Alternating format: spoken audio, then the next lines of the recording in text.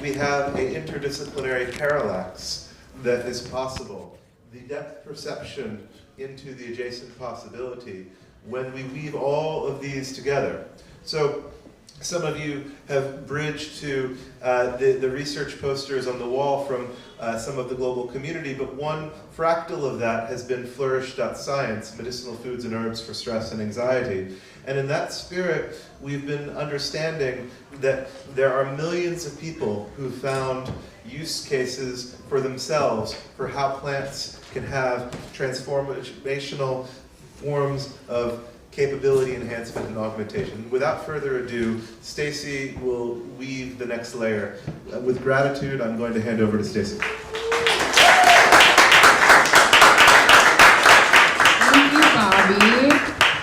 So I'm not going to talk too long, but I just wanted to invite you to wiggle or stretch a little if you need it, because I need it. I think that's why I'm going to like bend over and kind of like stretch my hips.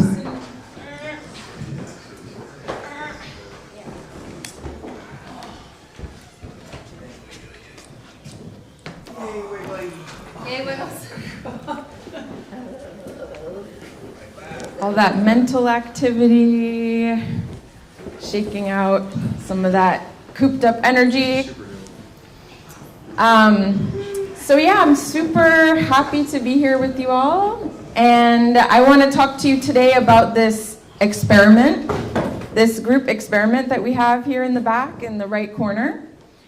And I want to invite you to participate in it as well. And we'll do it together. So first of all, some housekeeping.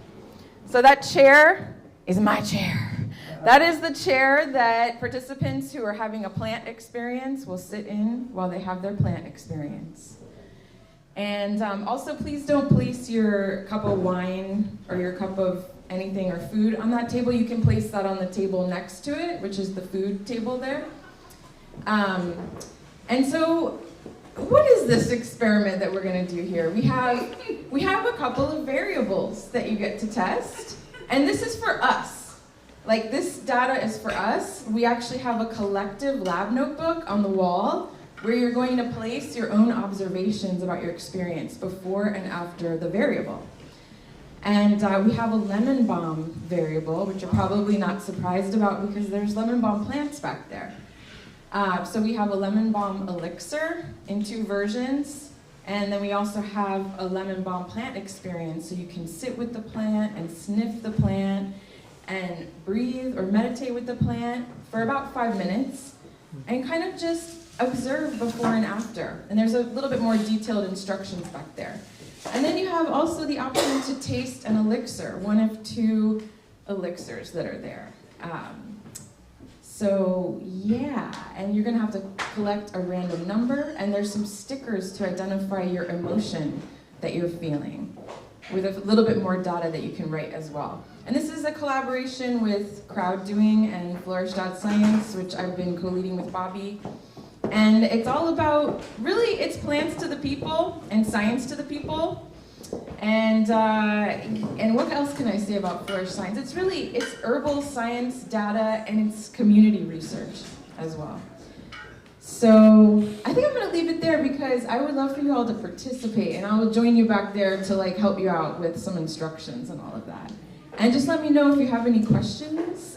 Feel free to ask questions now if you want, but there will be more information over there.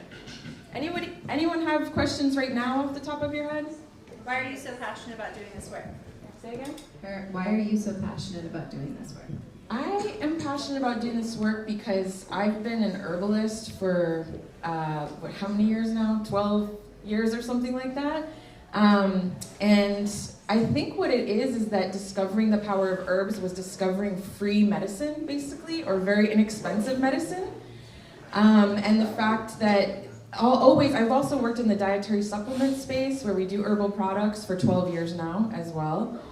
And in that space, there's always the problem of there's not enough research, there's not enough data on this herb. We have to go with the drugs, we have to go with the pharmaceuticals because they do 3 phases of clinical trials, and the herbs, we don't know anything about the herbs. And it's like, we've been using them for millennia, man. You know, and indigenous peoples use them, and our ancestors use them, and People today use them all over the world. And they're effective. That's the thing. They work differently though. I'm sure a lot of people here are familiar with herbs, but they do work differently. So a lot of times you have to take more, but you get to like taste this delicious, sensual thing. It's not like a bitter powder pill tablet thing. It's connection, it's relationship. So this is also about relational science and relationship with the living world. So relationship with the plants, for example. So instead of just like in the supplement industry, which I've worked on sadly, that I've worked in for 12 years, it's industrial. So it's all about extractive, like just take whatever you want from the earth and, scale it up. And I mean, everybody's familiar with this model here. But I think it comes from a deep longing to be in true connection. And the more I've been doing it, the more I've been listening to plants, the more whole I feel, the more healed I feel, the more connected I feel. And they have so much wisdom for us. In the Upanishads, there is a phrase that the essence of humans is plants. The essence. I mean, essence is like the most essential part. So that's something to ponder. Any other questions? Yeah, I mean, is it like 80% of our DNA plant? Say again? Like, we have the same, I think 80% of our DNA is like plant. Like, I think banana is the one that is closest to us. That's incredible. That's incredible. That's actually news to me, but that's amazing. And of course, we're all related. They're our kin. Like, all of these beings are our kin. And that is, an example of how you understand that. So, and I'm also I have a science background too. I have a physics degree. And I was always just like I got fed up. I got fed up with the kind of hierarchical, top-down, arrogant, male energy. It's not always male, but I'm not saying it's only men or anything, or only masculine people, but just it's the hubris and the domination and the belittling and the condescension that takes place, right? Because they are experts. So I want to also honor scientists because they do have, hopefully most of them, or a lot of them do, a nuanced, deep understanding of their subject. It's very narrow these days, very specific, right? But I want to kind of draw more people into their own scientific agency. So evoking scientific agency and curiosity, just curiosity about the world. Look around you. Don't wait for an expert to tell you what it is, Even when you name something, that's lemon balm, right? You're collapsing the potential of that being down to this one abstract conceptual term. So, any other questions? Yes, go ahead, Claudia. You might have said this and I missed it, but what is your thinking in the experiment? Why the lemon verbena? Why did you do what you did? Why this one? Yeah, no problem. So lemon balm is a humble plant in a sense, right? I mean, you can ask her if she's humble, but I think of it as humble, or her or them as humble, because they're a common garden herb. They're in the mint family, Lamiaceae, right? And they come from the Mediterranean region, originally native to there, but spread all around the world early on. So they're culturally relevant for a lot of peoples. So people in Africa, people in all over Europe, indigenous peoples in Turtle Island, North America, whatever, have adopted lemon balm as well. Of course, it came with white settlers onto these lands, and into Asia as well. So it has this global relevance, and then it also kicks in an hour. So that's why we ask you to do your post-variable notes about an hour. But if it's a little less or a little more, that's fine. Whatever you have time for today. But this is really about kind of weaving us all into, thinking our own scientific ways, right, and participating in our own scientific ways. I'm sorry, in 1 hour, what are we supposed to do? I'll give you more instructions if you want to jump in. Yeah, okay. but basically, okay, so for the elixir, we know that it kicks in by at least an hour. Okay. Some people feel it sooner, so if you can't stay that long and you still want to do the post-variable part, you can do it, 45 minutes, or if you start feeling it, go ahead and make a note. You can make a note of how long you've waited or whatever as well. It's not sleepy. It's not sleepy. Oh, okay, so most people know lemon balm is calming. If you take it in a high dose, it can be sleepy, but primarily it actually enhances cognition as well. Especially, we're using a special extract that has been clinically studied in controlled trials for cognitive enhancement. Yeah. So it's not going to put you to sleep, but you might feel good. It might boost your mood. I don't know. You're going to see how you feel. You're going to tell us. We're not going to tell you. All right, thank you, everyone. I just wanted to, first of all, thank Stacey for sharing this important fractal, because one of the solarpunk principles is being in right relationship with ancient peoples, and ancient peoples that co-evolved with these plants, including lemon balm. We can be a part of that long-standing tradition.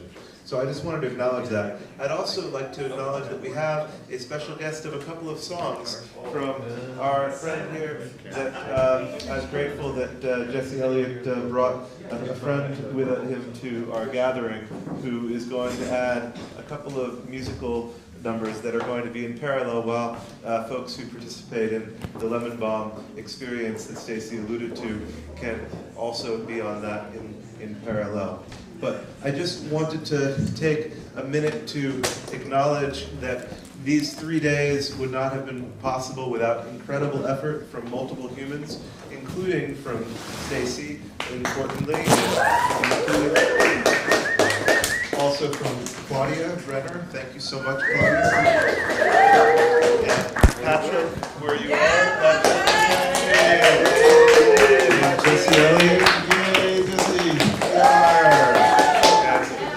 Others that are important to this process, our speakers and artists, are all part of the interconnected systems change, because we cannot have our arts not be in the contextuality of the world we are in, but we must be able to find our way to the world we wish to arrive at through art and systems change in one. And so thank you all for being here, and we're going to continue experiencing each other and hanging out in this space.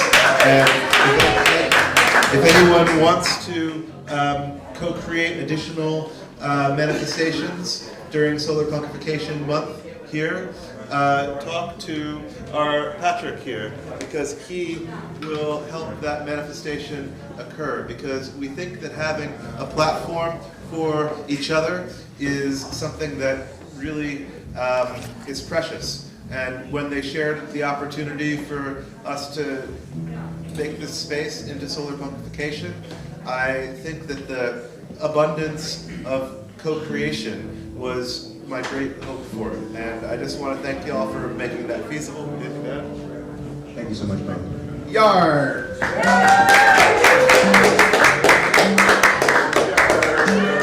thank you for the videographers. Thank you for Pete and Kevin and our videography team. Thank you so much for their important fractal of this. Very grateful for it.